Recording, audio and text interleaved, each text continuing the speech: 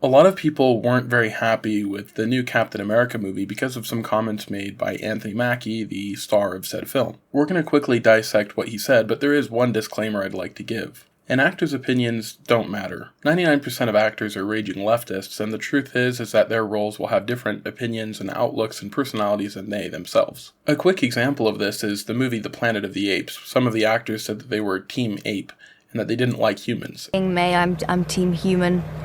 But I'm Team Ape. Freya's Team Ape. Ah, why so? I wonder. I mean, look at the planet. Here we go. Look at what the humans have done to the Earth. Well, yeah. I dislike humans a lot. Yeah.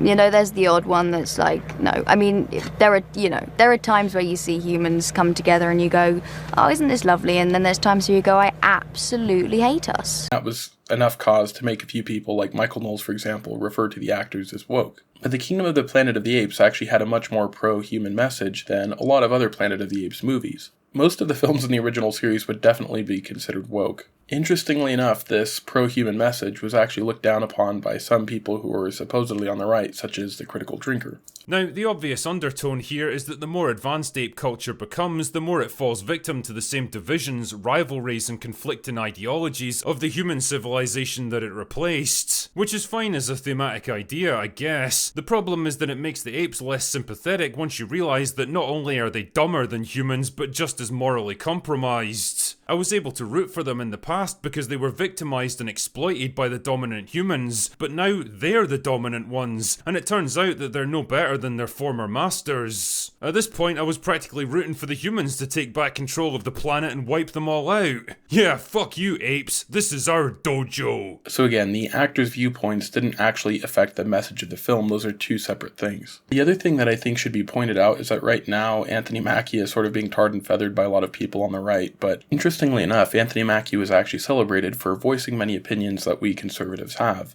There was a viral compilation of Anthony Mackie, Morgan Freeman, and Denzel Washington talking about race and mostly repeating the types of things that conservatives would say. Let me show you just a little bit of what Anthony Mackie had to say about race relations. We're at a loss in this generation. If you look at it in the 80s, Archie Bunker was a stark racist. Stark. If you don't know who Archie Bunker is, look him up. All in the Family, great show. The Jeffersons, stark racist. Fred Sanford, stark racist. But you know what black people and white people did? They laughed. You watch 48 Hours with Eddie Murphy and Nick Nolte. Both of them hated each other because he was black and because he was white. You know what they did? They laughed. And right now, we are in a society where we can't have a conversation because no one's willing to listen. White people, I truly believe white people don't have an outlet to express or question their views on race. If the police pull me over, prime example, I got pulled over by the police, come over to my window, flash his light in my face, hand on my pistol. I can handle that two ways. I can start yelling and screaming and tell him he a racist and he don't know me, you doing this wrong. Or I can say, yes, officer, no, officer, or we done, officer.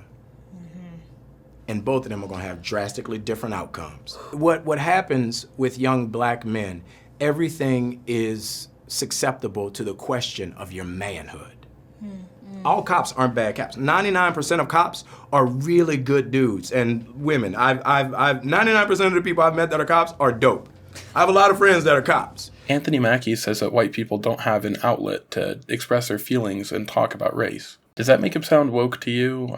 Now, statistically speaking, 90% of black people are Democrats, and also the majority of people in Hollywood are as well. It's honestly probably a 99% chance that he is one, but looking at a lot of the evidence and statements that he's made, maybe that isn't the case. Maybe he is an outlier. So since we're doing a Democrat witch hunt in Hollywood, which is the heart of modern-day liberalism in the United States, I do think that it's important to make a very key observation. Some of you guys might remember how in the 2024 election, a large swath of actors who participated in the Avengers films came out in support of Kamala Harris. They did a sort of Zoom call and they were endorsing her. If you look at who is present, you'll see that Scarlett Johansson was there, Mark Ruffalo was there, Robert Downey Jr. was also there, which was a little surprising to me because based off of a few of his past comments, I thought that maybe he wasn't a liberal. We also saw Don Cheadle, Chris Evans, who obviously is extremely liberal, and Danai Gurira, who is in the Black Panther films too. But where is Anthony Mackie? Why didn't this American-hating leftist show up to Kamala Harris's fundraiser or to Joe Biden's 4 years prior? If he was as woke as all these people were saying, then why wasn't he jumping up and down trying to appear in this Kamala Harris endorsement panel? He's one of the most integral parts of the MCU right now, so I'm sure that Kamala's team would have loved to have him, especially considering his ethnic background. And sure, his past interviews and his choice not to associate with the Kamala Harris campaign might imply that he isn't woke or liberal, but pointing out these facts won't give you lots of clicks and ad revenue, will it? Now, before I continue, I want to make it really clear that this video isn't to say that there isn't an anti-American or anti-conservative agenda in the comic book world or in Hollywood. The truth is that Captain America has been extremely watered down and, in my opinion, stripped of much of his meaning. So I'm not saying that you shouldn't be angry at Hollywood, I'm just saying that you probably shouldn't be that angry at Anthony Mackie and maybe direct some of your anger to the people who are actually the root cause of this problem. I'm going to elaborate on that a little bit more, but first let me play the clip from the Anthony Mackie interview that set Twitter ablaze and started this whole firestorm to begin with. For me, Captain America represents a lot of different things, and I don't think the term, America should be one of those representations. It's about a man who keeps his word, who has honor, dignity, and integrity. Someone who is trustworthy and dependable. This is kind of like an aspect of a dream coming true. When I was a kid, all of us as actors, I believe, want to get back to that day before someone told you no.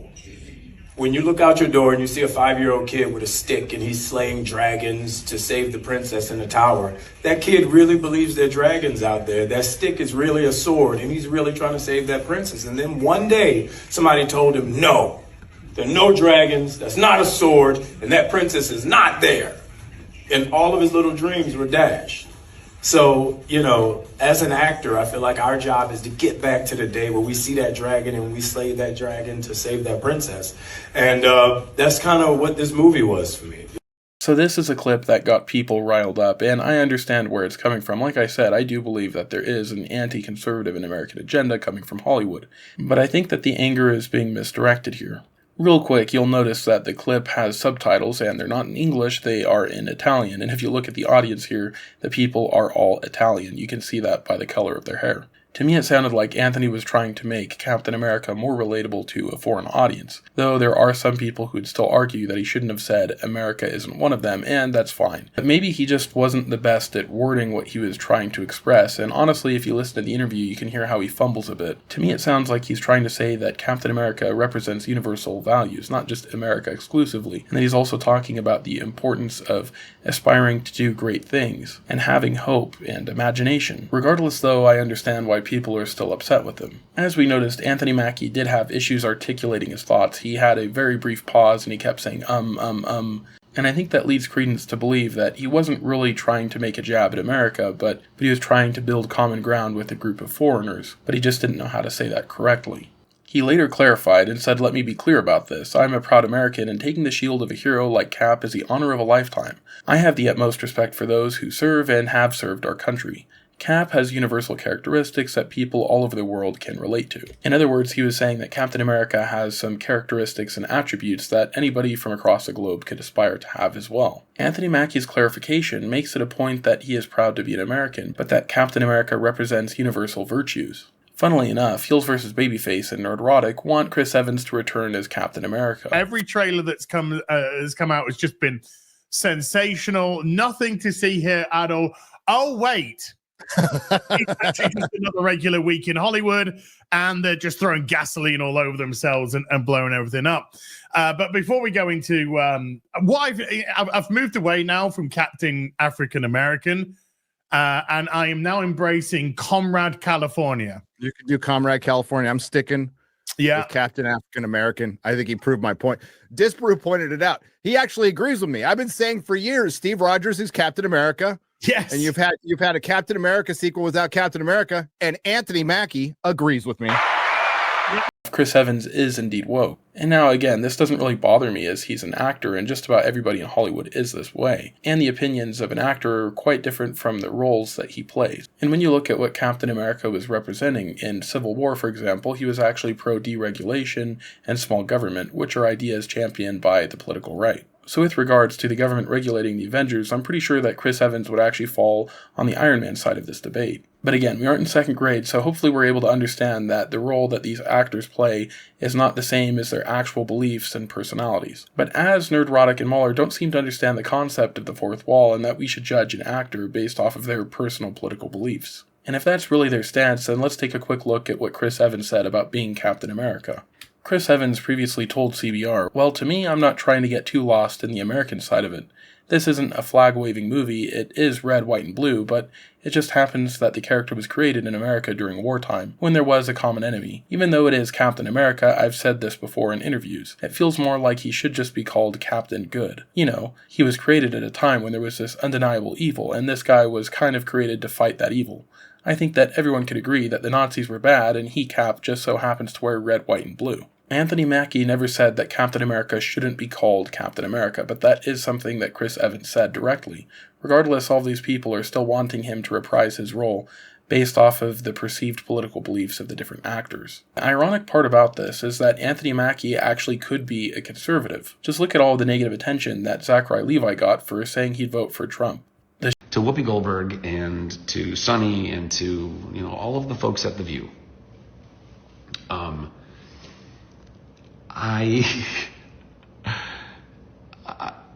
I don't think it's accurate to say that somehow Hollywood is both a liberal and a conservative town. To Whoopi's point, back in the day, there might have been a bit more of a balance, and there have always been more, let's say, conservative-leaning stars that have been able to say those things. But you really have to be at a certain level of your career in order to get away with it, number one. But number two, that was also back then. And I think naming just Jon Voight and Dennis Quaid, and really you only named Jon Voight, Whoopi, somebody else had to help you with Dennis Quaid, of the thousands of actors in Hollywood that you could only name two, I think actually speaks to that. And what that means is there's plenty, and by the way, they have sent me lots of messages, plenty of people in my industry, in Hollywood, that are terrified to publicly say that they would vote for Donald Trump or be conservative in any way. That's why you don't see them. That's why they're not very prevalent or prominent, because they know that there's ramifications for this kind of shit. But like I said, y'all, our industry is going to be fucking gonzo. Like, it already is. We're getting eroded. The pandemic and the strikes and all of these things, they've already eroded it so much. So, my cry to all of you out there, you closeted conservatives, closeted Trump voters, y'all, it's now or never.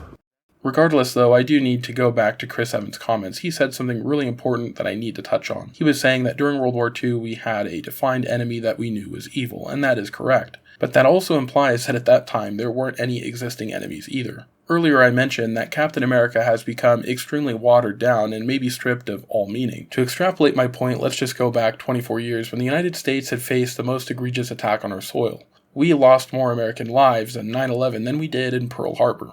Pearl Harbor was enough to spark Captain America into action, but the greatest terror attack in our history was not enough to make him move. He dare not raise his fist against jihad. Marvel was too afraid to speak about this blatant evil, but Bosch Fawston, a former Muslim and rising comic artist, decided that he would get to work. He created Pigman, a jihadist's worst nightmare. These terrorists will literally jump off cliffs before they allow Pigman to touch them. The book explores the global conflict of jihad, but also the artists and their struggles. In a sense, it's two stories, but also one. I really love the action, but also the caricatures created by Bosch. He really captured the essence of various beliefs and people. He really unleashes his ability as a cartoonist, and I'm glad to say that once I interviewed him on my channel. I've got the interview over here, and also my review of his book, Pigman. And of course, if you're interested in giving the book a look or buying it, I've got a link to Amazon where you can get a digital copy, and also his own website where you can snag a physical copy, and the pages there are a little bit different and improved.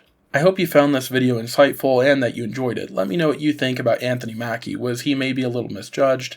Did he misspeak? Was he wrong? Do you care? Should we still tar and feather him? I'm curious to see what you have to say. Maybe I was totally off base on this. And as always, don't forget to like and subscribe, or... You are a hoe ass